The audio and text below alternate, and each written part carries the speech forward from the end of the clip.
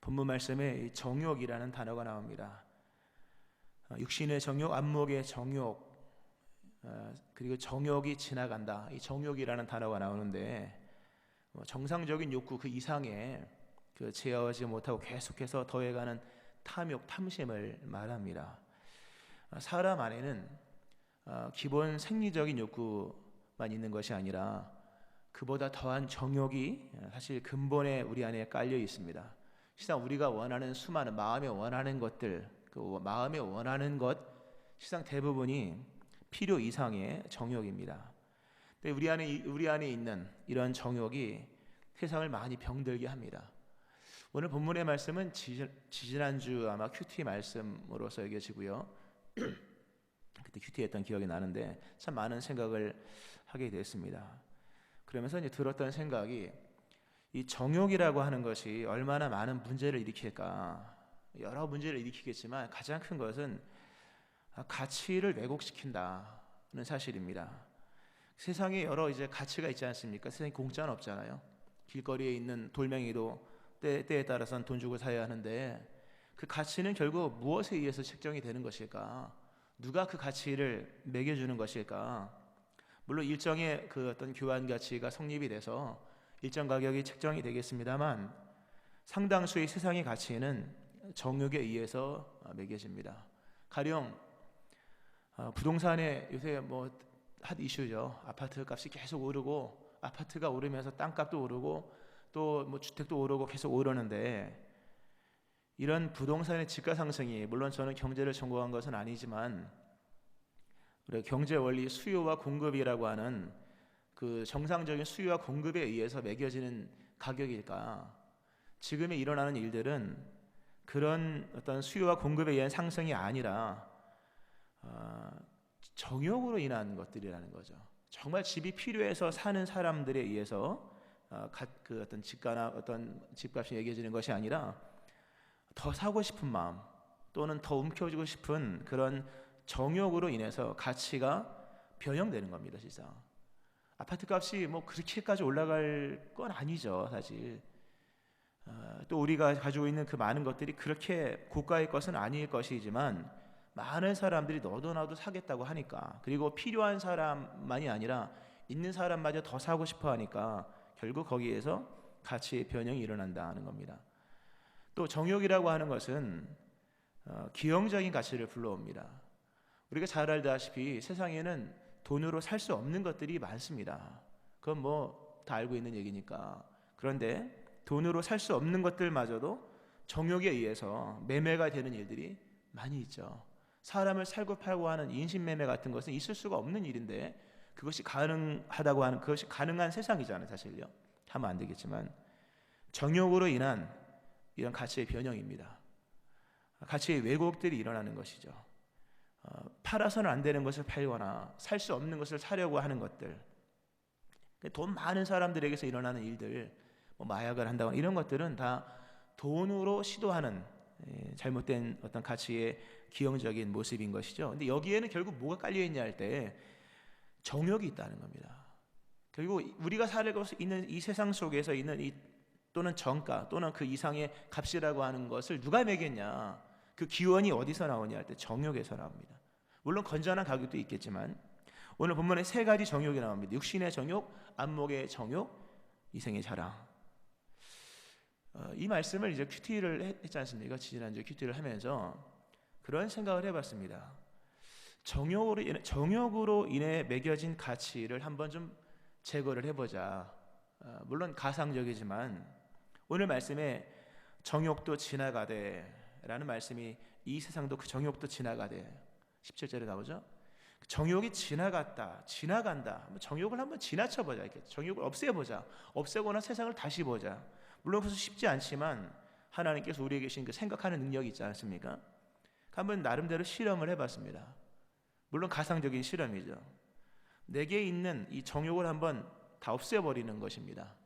오늘은 지나가되 이게 이제 사라진다라는 뜻인데 물론 실제로는 어렵지만 가상으로는 가능하죠. 가령 육신의 정욕을 한번 제거해보자. 육신이 사르코스, 이 고기 덩어리 육체를 말하는 거예요. 이걸 한번 제거해 볼 때 어떤 일이 일어날까? 만약에 내게 있는 원욕을 다 빼버리고 내게 있는 육체 욕구를 다 빼버려 보자. 과연 세상이 어떻게 달라 보일까? 분명히 아마 달라지는 것들이 있긴 하더라고요. 우리가 가령 배고플 때는 모든 것이 먹고 싶지 않습니까? 배부르고 나면, 만약에 배고픈 것이 영원토록 사라진다고 한다면 아마 음식점은 안 갈 것 같아요. 목마름이 영원히 사라진다고 하면 아마 물 종류는 근처도 가지 않을 것 같습니다. 만약 육체의 욕구가 사라지는 날, 제일 좋은 건 죽는 날이죠. 죽는 마지막 날, 뭐 내일 죽는다 하면 또 내일까지는 뭐가 있으니까, 오늘이 내 육체의 정욕이 끝나는 죽는 날이다라고 한다면 분명히 세상은 달라지게 보일 것이다. 그토록 취하고 갖고 싶어 했던 그 수많은 것들이 육체의 정욕을 빼버리면 아무것도 아닌 거더라고요. 보면 물론 이거는 가상입니다. 실제로 이렇게 하긴 쉽지는 않죠. 그러나 분명히 달라 보이긴 하더라고요. 또 안목의 정욕, 여러분 안목의 정욕이라고, 육체의 정욕과 안목의 정욕, 사실 순서대로 올라가는 건데, 안목의 정욕을 한번, 안목의 정욕이라고 하는 것은 눈을 즐겁게 하는 일이잖아요. 이 눈이라는 게 욕심이 꽤나 많잖아요. 눈을 즐겁게 하는 것, 육신의 정욕이 아까 뭐 입을 즐겁게 하는 것으로 시작이 된다면 그 다음에 눈을 즐겁게 하는 것입니다. 사람은 배부른 다음에 뭐 합니까? 휴대폰 보죠.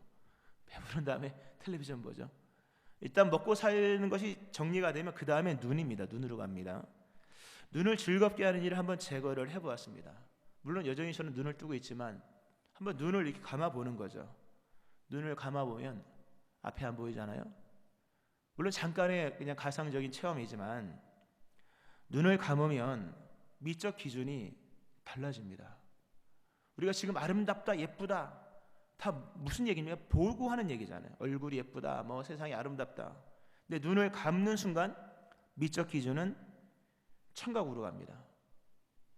눈을 감아 보세요. 그 다음 뭐가 들리는가? 소리가 들리는 겁니다. 미적 기준이 시각에서 청각으로 옮겨지는 거예요. 만약에 청각마저 사라지면 뭐 촉각으로 가겠죠. 우리가 지금 보고 있는 예쁘다고 말하는 많은 것들은 다 눈이 주도하는 세계라고 하는 거죠. 거기에서 엄청난 가치의 왜곡들이 있을 수 있는 거예요.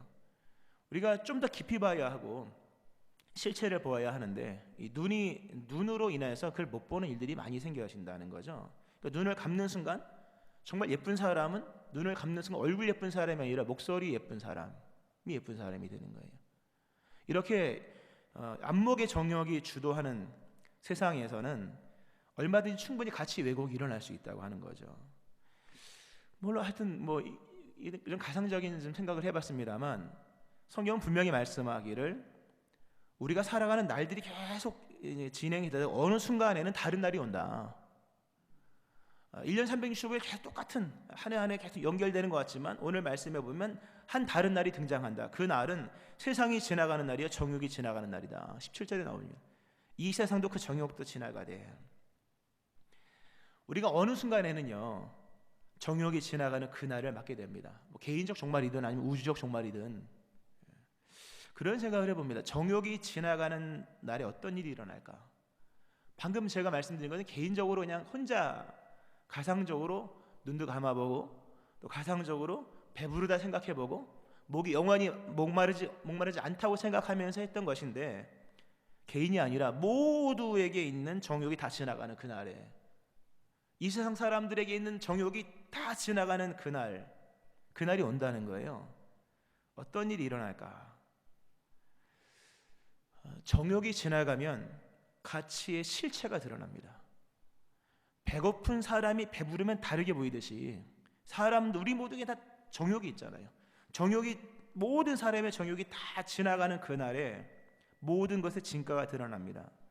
아마 모든 사람들이 다 그날에 이를 갈고 통곡할 것입니다. 이를 통곡, 왜? 속았거든요.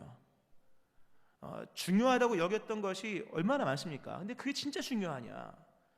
필요성이 있기 때문에 가치가 책정이 된 건데, 정욕이 지나갈 때 그날은 정욕이 사라짐으로 더 이상 눈이 주도하는 또는 배고픔이 주도하는 또는 인간의 욕구가 주도하는 것이 아니라 실체가 드러나는 거예요. 사람들이 그날에 통곡하고 이를 가는 것은 내가 추구했던 모든 것이 정욕 배부른 사람에게는요, 음식이 먹던 음식도 쓰레기처럼 보이잖아요. 정욕이 지나가는 그날에는 아마 엄청난 허무가 찾아올 것입니다. 천국이 어떤 곳입니까, 여러분? 천국을 이 말씀을 준비하면서 요한계시록을 이렇게 보니까 거기 이런 말씀이 있습니다. 그들이 다시는 줄이지도 아니하며 목마르지도 아니하고, 줄이지도 않대요, 목마르지도 않대요. 정욕이 끝났다는 얘기입니다. 물론 여기서 말하는 줄이고 목마름은 근본의 정욕은 아니죠. 생리적인 것이지만, 더 나아가 하나님은 친히 그들과 함께 계셔서 모든 눈물을 그 눈에서 닦아주시니 다시는 사망이 없고 애통하는 것이나 곡하는 것이나 아픈 것이 다시 있지 아니하리니 처음 것들이 다 지나갔음이라. 천국은 어떤 곳이냐? 모든 필요가 충족된 곳입니다. 정욕으로 인한 가치 왜곡이 더 이상 없는 곳입니다. 진짜 가치 있는 것만 가치로 인정받는 거예요. 그 천국은 뭡니까? 모든 찬송과 모든 노래가 한 곳으로 몰리는 거예요.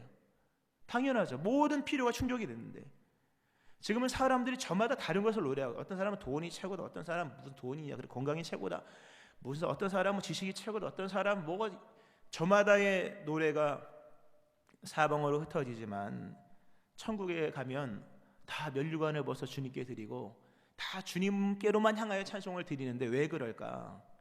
모든 필요가 충족이 되고 모든 그 정욕으로 인한 가치의 왜곡이 끝난 거예요. 그 진짜 귀한 분이 누군지를 알게 되는 거죠. 이게 천국이에요. 그리고 이것을 이 땅에서 깨닫고 이 땅에 살아가는 것이 믿음 생활입니다. 믿음은 다가오는 그날을 준비하는 거예요. 물론 오늘도 해야 할 것이 많이 있으나, 믿음은 처음 것들이 다 지나갔을 때에도 남을 것을 준비하는 거예요. 세상도 지나가고 정욕도 지나가면 나중에 뭐가 남겠냐? 그날에 남을 만한 것을 준비하는 것이 믿음 생활이에요. 믿고 깨닫기를 축원합니다. 믿음이라고 하는 이 세상과 그 정욕이 지나가는 그날에 과연 무엇이 남을까를 좀 생각을 해보세요. 나의 모든 정욕이 다 지나갔을 그때도 가치 있다고 여기는 것을 잡으셔야 하는 거예요. 이 세상이 지나가 정욕도 지나갔을 때에 과연 뭐가 남을까? 그러면 그날에 남을 만한 것을 남기는 것이 믿음 생활인 거예요. 성경에 이런 말씀이 있습니다. 고운 것도 거짓되고 아름다운 것도 헛되나 오직 여호와를 경외하는 여자는 칭찬을 받을 것이라.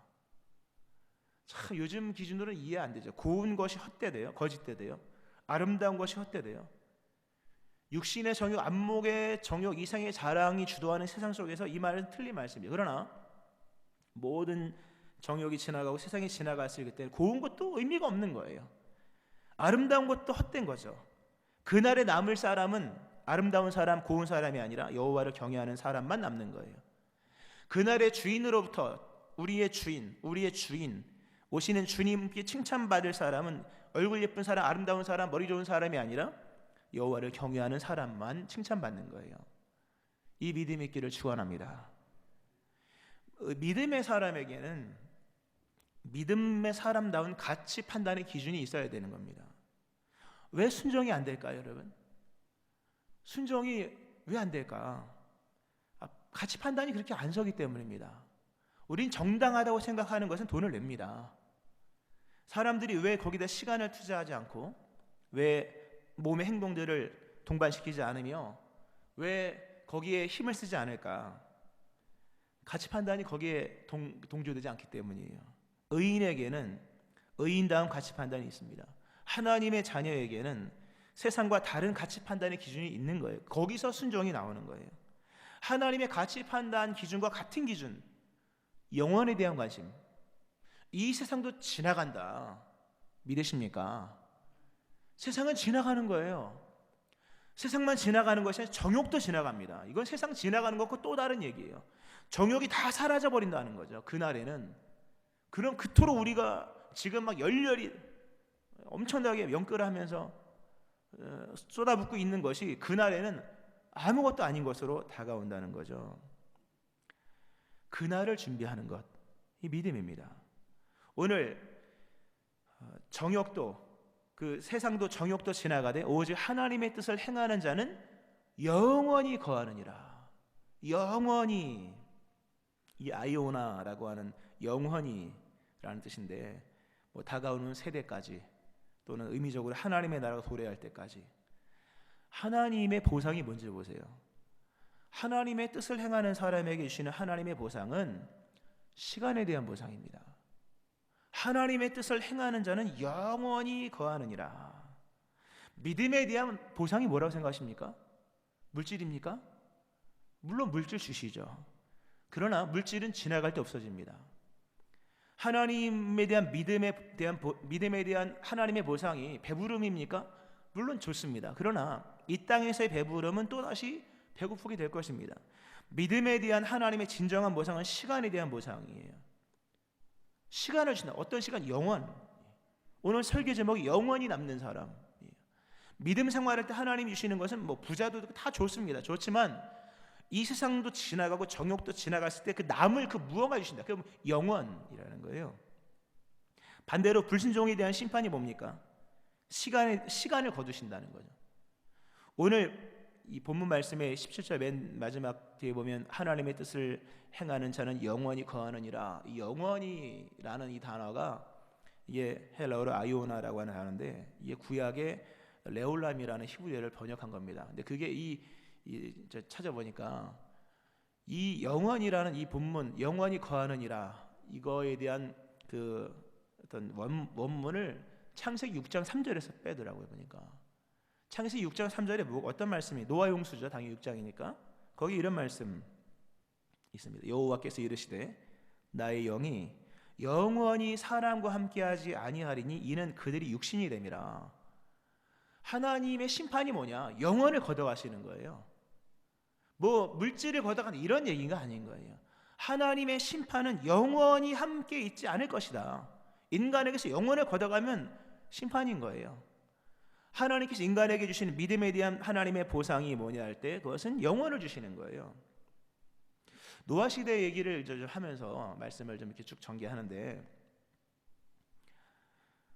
노아 시대 한번 생각해 보세요. 노아의 홍수 이전의 시간이 얼마나 길었는지 몰라요. 사실 여러 얘기를 합니다만 그건 몰라요 정확히.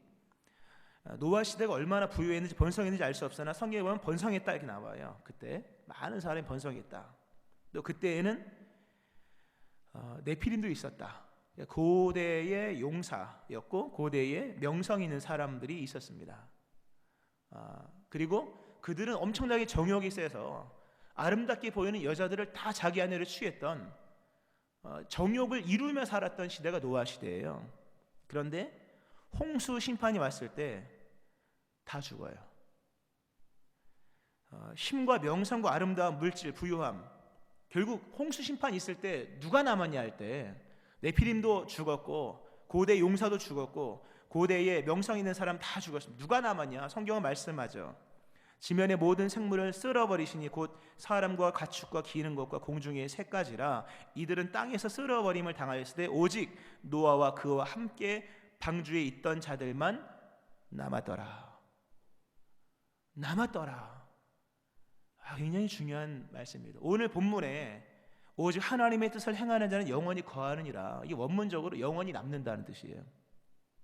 우리 이 세상에서 정욕을 추구하고 정욕을 따라 원하는 대로 다 행하는 것 좋습니다. 그러나 정욕이 지나가고 세상이 지나갈 때 과연 남을 수 있느냐의 문제가 제일 큰 문제인 겁니다. 노아 시대에 많은 용사도 있었고 명성도 있었고 부자도 얼마나 많았겠습니까마는 남은 사람은 방주에 있던 8명만 남습니다. 홍수가 끝났을 때 남느냐의 문제인 거예요. 그러니까 우리가 이 세상을 살면서 우리가 저마다의 가치 기준을 잡고 올해도 계획을 세웠지 않습니까? 여러분의 계획표를 보세요.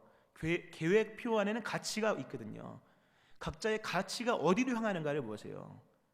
자유죠. 가치를 매기고 추구하는 것은 자유이지만 만일 여러분이 정욕에 의한 기준, 가치를 잡고 거기에 계획을 세워나갔다면 물론 좋습니다. 그러나 그것으로는 여러분은 스스로를 남길 수가 없다는 거예요.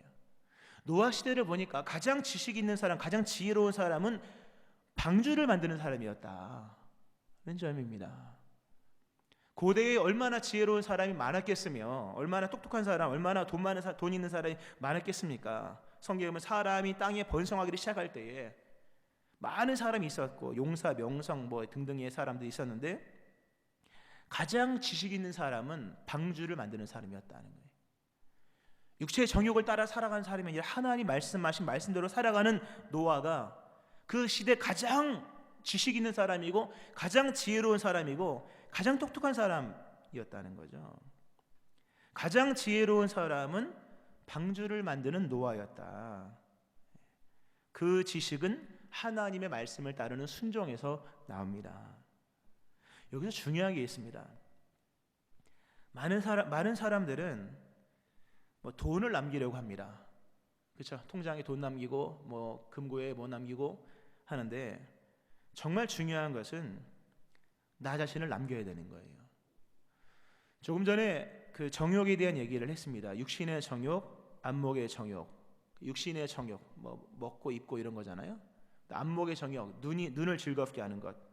근데 그것보다 더 한 단계 더 올라가는 어떤 정욕적인 것은 이생의 자랑입니다. 아까 이생의 자랑에 대한 설명은 안 했죠. 이생의 자랑. 이생의 자랑이라고 하는 것은 이 세상의 것들에 대한 허풍 또는 과대 이런 것들 말하는 거거든요. 성경에 이제도 너희가 허탄한 자랑을 하니 그러한 자랑은 악한 것이라 야고보서 나오는데 사람들은요 일단 먹고 입고 해결이 되면 눈을 즐겁게 하는 일을 합니다.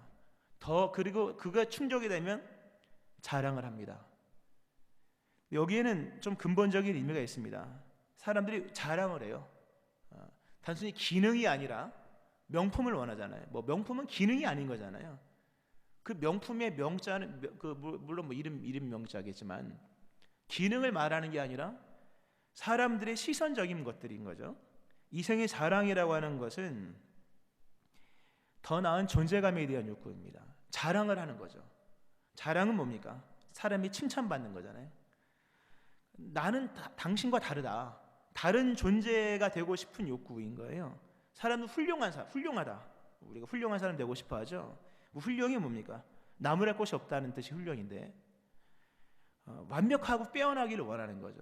그러니까 이 생에 우리가 뭘 자랑하고 싶다. 집도 자랑하고 싶고 또는 뭐 차도 자랑하고 싶고 가방도 자랑하고 싶고 자신의 경력과 이력을 자랑하고 싶잖아요. 그건 다 사실 알고 보면 기능적인 것들 아니에요. 먹고 살기 꼭 필요한 것이 아닙니다. 그건 인간의 내재된 욕구예요. 더 나은 존재감에 대한 욕구. 나는 당신보다 더 낫다. 이 얘기예요. 우리가 자랑을 하잖아요. 성경에 자랑하지 말라. 그 연결시키면 교만까지 연결시키는 거예요. 하나님 되게 싫어하시죠. 왜냐하면 그것은 인간이 다른 인간과 더 나은 존재감에 대한 욕구이기 때문인 거죠. 다른 존재가 되고 싶은 욕구. 다른 말로 하나님처럼 되고 싶은 욕구. 사람들은 자신을 남기고 싶어 합니다. 처음엔 먹고 사는 것, 그 다음에 보는 것, 그 다음엔 자신의 존재를 남기고 싶어 하는 거예요. 존재의 위치를 올리고 싶어 하는 거죠.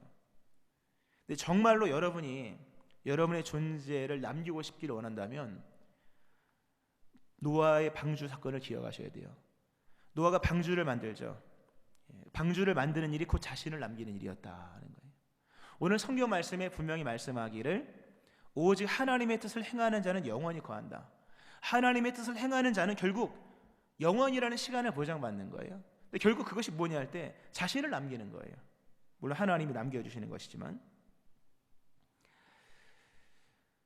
돈을 버는 것도 중요하고 또 좋은 집을 또 뭐 다 중요합니다만 여러분 자신을 남기셔야 돼요.